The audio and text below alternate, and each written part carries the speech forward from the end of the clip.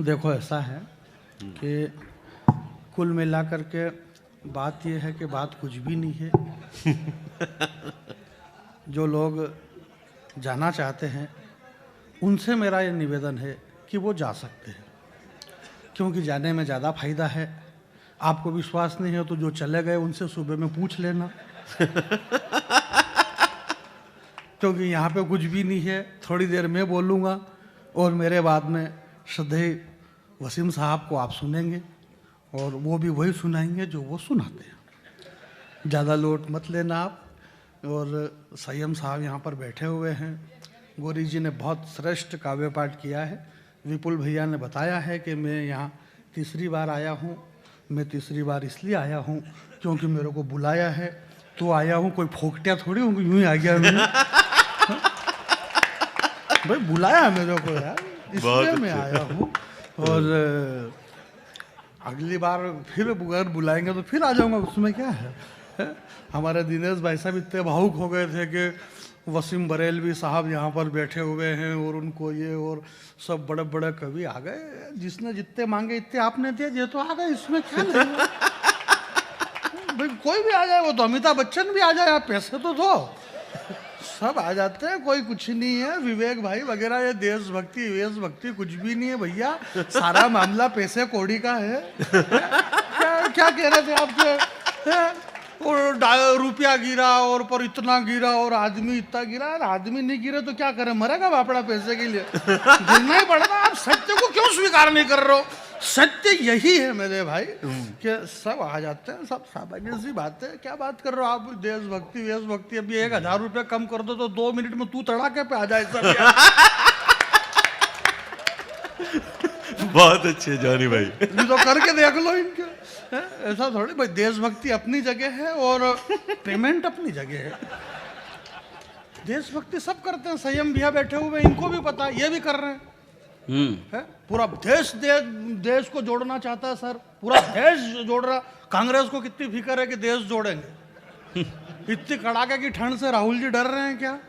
जोड़ेंगे ना देश, और दौड़ दौड़ के जोड़ रहे हो।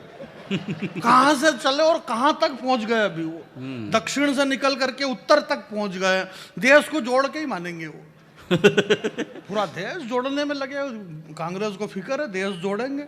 भारतीय जनता पार्टी वाले को भी फिक्र है, परंतु वो मोदी जी की उम्र ज्यादा है इसलिए वो दौड़ नहीं सकते। राहुल जी युवा है इसलिए वो दौड़ दौड़ के जोड़ रहे हैं। मोदी जी से दौड़ा ही नहीं जा रहा क्योंकि उनकी उम्र ज्यादा हो गई। उन्होंने कहा अपन क्या करें? बोले ऐसा करो कि अगर दौड़ के जोड़ना है ना तो मैं तो नहीं दौड़ पा रहा हूं, पर मेरी तरफ से कौन दौड़े? बोले एक काम करो, इस दुनिया में सबसे तेज कौन दौड़ते? बोले चीते दौड़ते हैं। बोले चीते लाओ। तो चीते लाए। बोले दक्षिण अफ्रीका के जंगल से चीते लाए, तो 8 चीते लाए वहां से। हूँ क्या उसमें दिक्कत ये आ रही कि 5 चीते और 3 चीती निकल गई। अब उसमें 5 और 3 के मामले में मामला बिगड़ गया तो 3 ने तो 3 में झांकी जम गई उनकी। वो 2 रह गए बेचारे यूं ही रोते हुए। तो दौड़ रहे सब, सबकी अपनी अपनी देशभक्ति। ज्यादा लोट लेना मत। कवि सम्मेलन किसने कराया ये मेरे को मालूम नहीं पड़ रहा है, क्योंकि विद्यार्थी परिषद जो पुराने विद्यार्थी यहाँ से चले गए उनका भी नाम चल रहा है, नगर पालिका वाले का भी नाम चल रहा है, और बीच बीच में संयम भैया का भी नाम चल रहा। तो आखिर कराया किसने ये समझ नहीं पड़ रही मेरे को। पर नाम सब अपना चला रहे हैं। इस देश में सबका नाम चलना चाहिए और अच्छी बात है। कुल मिला के ये केन प्रकरण आपने हिंदी का कवि सम्मेलन करवाया है। ये देश के उर्दू और हिंदी के यहाँ बड़े लोग बैठे हुए हैं। मैं राष्ट्रभाषा हिंदी और उर्दू अदब की तरफ से यहाँ शिवगंज की नगर पालिका को धन्यवाद देता हूँ कि आपने ये राष्ट्रभाषा हिंदी का एक उपक्रम करवाया। आप चाहते तो यहाँ किसी फिल्म स्टार या और कोई भी प्रोग्राम करवा सकते थे, हालांकि उन प्रोग्रामों में पैसे ज्यादा चाहिए, ये थोड़ा सस्ता प्रोग्राम था।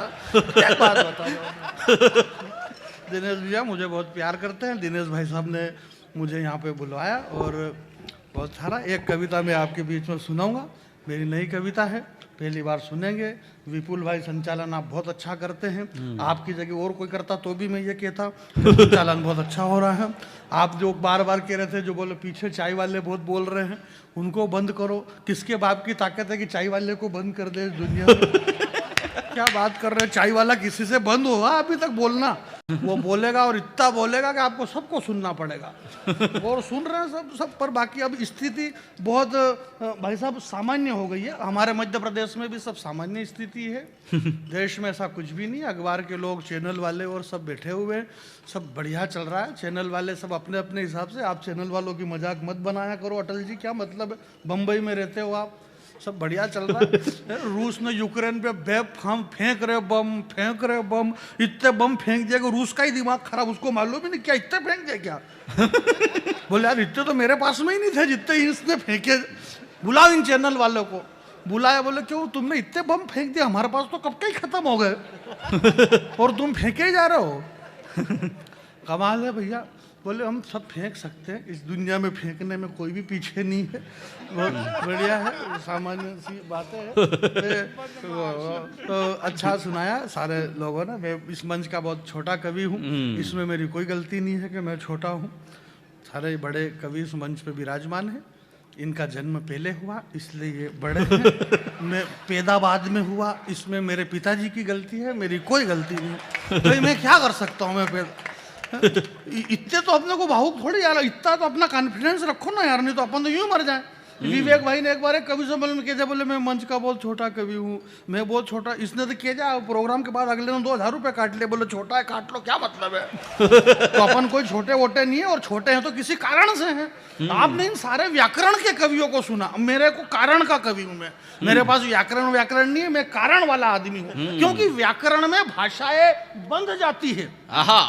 आपने इन गीतकारों को सुना है, ये बड़े कवि हैं। यहाँ अखबार के लोग बैठे हुए हैं, चैनल के लोग बैठे हैं। मेरी माता बहनें यहाँ पर बैठी हुई है। विपुल भाई कह रहे थे, बोले अभी तक बैठी हुई है। नहीं बैठे तो कहाँ जाए, ये जिनके साथ बैठ के आए वो यहीं बैठे हुए हैं अभी, इसलिए इनको बैठना जरूरी है। तो सब प्रेम से बैठे हुए बढ़िया सुन रहे हैं और अच्छा सुन रहे हैं। बुझ ही नहीं सकती ये आग, इधर कोई आग नहीं है, चिंगारी, इधर कुछ भी नहीं है भाई। इधर तो देश के बहुत बड़ी एक हस्ती वसीम बरेलवी साहब, जिनका पूरा देश दुनिया जिनकी फैन है, गोरी जी उनके पास में, और उधर विवेक भाई बैठे हुए हैं। ये अटल जी हैं जो मैं उनका बहुत तगड़ा फैन हूँ, और विपुल भैया और दिनेश भाई, इतने लोग बैठे हुए हैं। मैं तो ये कह रहा था कि बुझ ही नहीं सकती, ये ऐसा करना पड़ता है। लोग कुछ भी कर रहे हैं कि नहीं कर रहे हैं, बुझ ही नहीं सकती है ये आग, मेरा वादा है, क्योंकि ये लगी हुई कम फैलाई गई ज्यादा है। वाह वाह वाह वाह, बहुत बढ़िया। आप ताली बजाइए, मैं बिल्कुल भी नहीं शर्माता हूँ। संकोच, मैं क्यों शर्माऊं, इनको संकोच आए कि ताली बजाने में। मेरे को बिल्कुल संकोच नहीं आता। ये बंबई में रहते हैं इसलिए ये संकोच आते हैं। बहुत बढ़िया है कि आप फोगड़ बंबई में रह के शर्मा रहे हो। 15 करोड़ रुपए लेकर के वो दीपिका पादुकोण पूरे कपड़े में घूम रही है। उसको शर्म नहीं आ रही, कपड़े उतारने में पैसे ले लेके उतार रही है वो, और आप कह रहे हो कि मेरे को संकोच आता है। पूरा देश देखो यार कहाँ से चले और कहाँ तक आ गए। तो कोई अलग मैं बैरागी आदमी हूँ, सारे मंत्र जानता हूँ। मैं मरे गरे के भी जानता हूँ, शादी ब्याह के भी जानता हूँ। कौन से वाला कहाँ पढ़ना ये मेरे को याद नहीं रहता है। बाकी मेरा कॉन्फिडेंस बहुत तगड़ा है, ऐसा कुछ भी नहीं है, सामान्य सी बात है, सब चल रहा है। एक कविता मेरी सुनिएगा भाई साहब, पहली बार आप सुनेंगे, मंच भी पहली बार सुनेगा। और अगर इसके पहले भी आप लोगों ने सुन रखी है तो चेहरे के हाव भाव ऐसे बनाओ जैसे पहली बार सुन रहे हैं आप। बनाना पड़ता है ना, अरे सामान्य सी बात है भाई। मैं ऐसा ही होता। एक कविता है मेरी प्यारी कविता है। समय लगभग हो गया है, समय की सीमा है, हमें डॉक्टर साहब को सुनना है। और सुनिएगा कि वो सबके सब फजर की नमाज करने चले गए। जब भगवान भास्कर दस्तक देते हैं उस वक्त फजर की नमाज की जाती है। मुझे पता नहीं फजर जोहर असर मगरिब ईशा 5 वक्त की नमाज के लिए जब जाता है तो सुबह ब्रह्म मुहूर्त में नमाज होती है फजर की, और उसी ब्रह्म मुहूर्त में हम प्रभाती गाते हैं। भगवान के गोपाल जी ठाकुर जी की प्रभाती गा करके भगवान को जगाते हैं। मुझे आज तक ये पता नहीं चला वो सब के सब फजर की नमाज करने चले गए, हम सब के सब प्रभाती गा करके भगवान को जगा रहे थे। तो फिर जरा तलाश तो करो यार, ये शहर में आग कौन लगा रहे थे। वाह, फुर्सत तो किसी को है नहीं है। वाह वाह वाह जानी भैया वाह।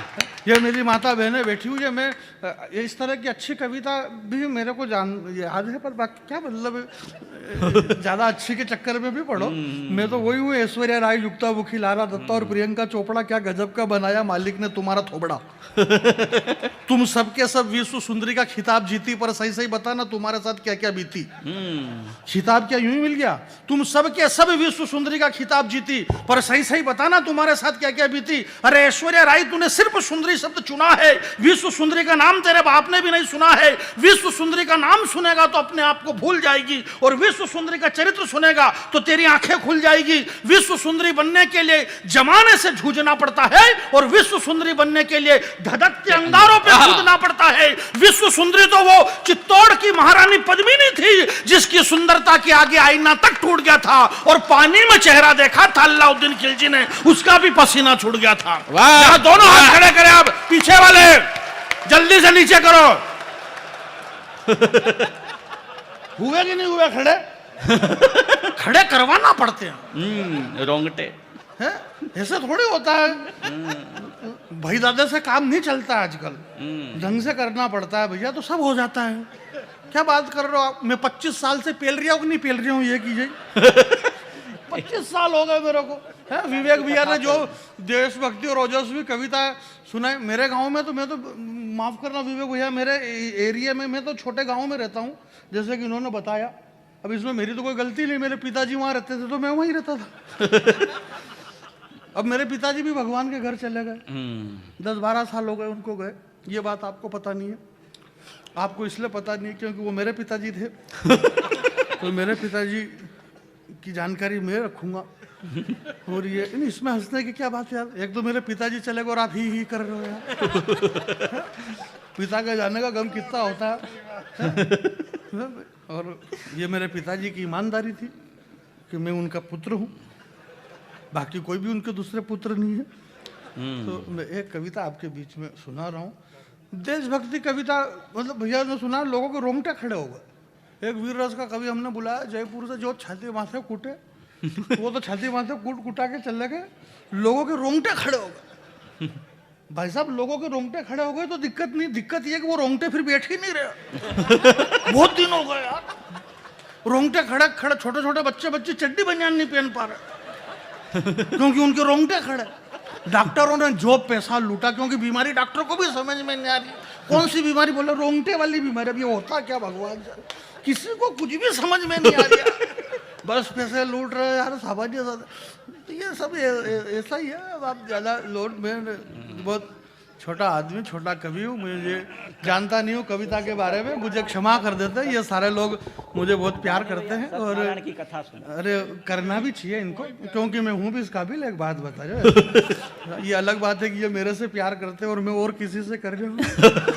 देश में ऐसा ही होगा भैया, हमारा तो राजनीति वाजनीति और सब बढ़िया प्रेम भाव का माहौल है। हमारे मध्य प्रदेश में अभी क्या हुआ भाई साहब के, कांग्रेस, वहाँ कांग्रेस की सरकार चल रही है, यहाँ भी कांग्रेस की चल रही है, राजस्थान में भी।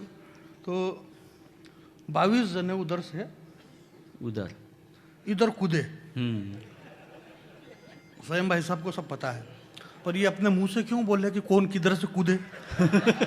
इनको खुद को ही मालूम है कौन कौन कितने कितने कूद रहे हैं, परंतु इनसे बड़ा मैनेजमेंट राजस्थान में किसी के पास हो तो बताओ। ये मुख्यमंत्री के सलाहकार है। मैनेजमेंट का मतलब आप समझते हो ना?